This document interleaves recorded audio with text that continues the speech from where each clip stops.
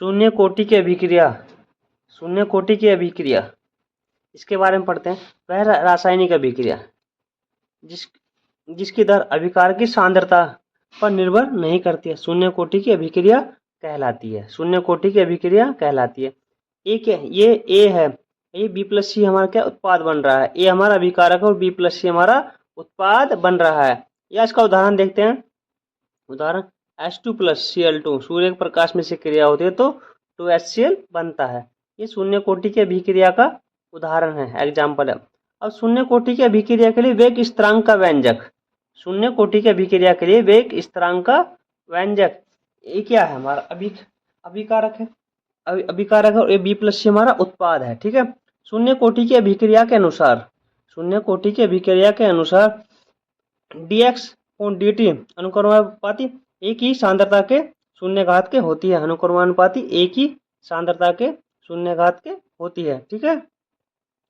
अब dx upon dt अनुक्रमानुपाती का चिन्ह हटाते हैं तो किसी नियतांक से गुना कर देते हैं। जहां पर एक नियतांक है k से हमने गुना कर दिया, k ब्रैकेट a की घात शून्य, a की घात शून्य होती है।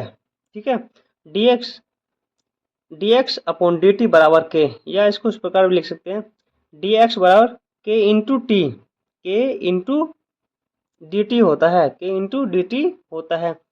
ये क्या है, हमारी अभिकारक की सांद्रता है और dx अपॉन dt अभिक्रिया की दर है। शून्य घात, ये क्या है, हमारी शून्य घात है जिसका मान 1 होता है, जिसका मान 1 होता है। अब इसका समाकलन करते हैं। समाकलन करने पर नेक्स्ट देखते हैं आगे।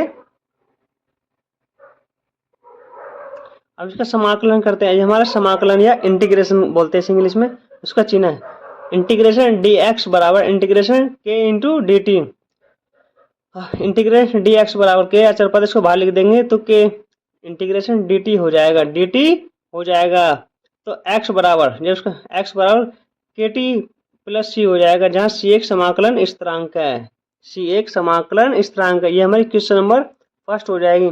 यदि x बराबर 0 और t बराबर 0 रखने पर तो हमारे इस समीकरण में x का मान 0 और t का मान 0 रख देंगे तो पर हमें क्या प्राप्त होता है, 0 बराबर 0 प्लस c हो जाएगा, c बराबर 0।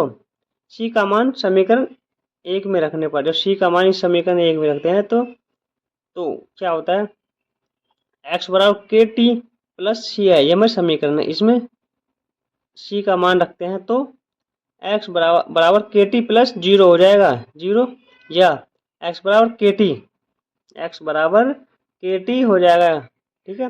नेक्स्ट k बराबर x अपॉन टी, जो कि हमें प्रूव करना था, जो कि हमें प्रूव करना था। यही शून्य कोटि अभिक्रिया के लिए वेग स्थिरांक का व्यंजक है, व्यंजक है, इसका फॉर्मूला है। ठीक है। यही इसका फॉर्मूला है। ठीक है। कि हमारा एक c हमारा समाकलन स्थिरांक होता है, c हमारा समाकलन स्थिरांक होता है। अब इसका मात्रक देखते हैं। इसका मात्रक मोल लीटर इनवर्स 1 प्रति सेकंड होता है, या मोल लीटर इनवर्स प्रति सेकंड इनवर्स होता है, इसे इसका मात्रक होते हैं। आपको एग्जाम में अब दोनों में से कोई भी मिल सकता है। ठीक है। घबराने वाली कोई बात नहीं है। अगर वीडियो पसंद आई हो चैनल को लाइक करें, सब्सक्राइब करें। धन्यवाद। कोई कमी हो तो आप कमेंट कर सकते हैं, नेक्स्ट वीडियो में उसका समाधान करेंगे। धन्यवाद।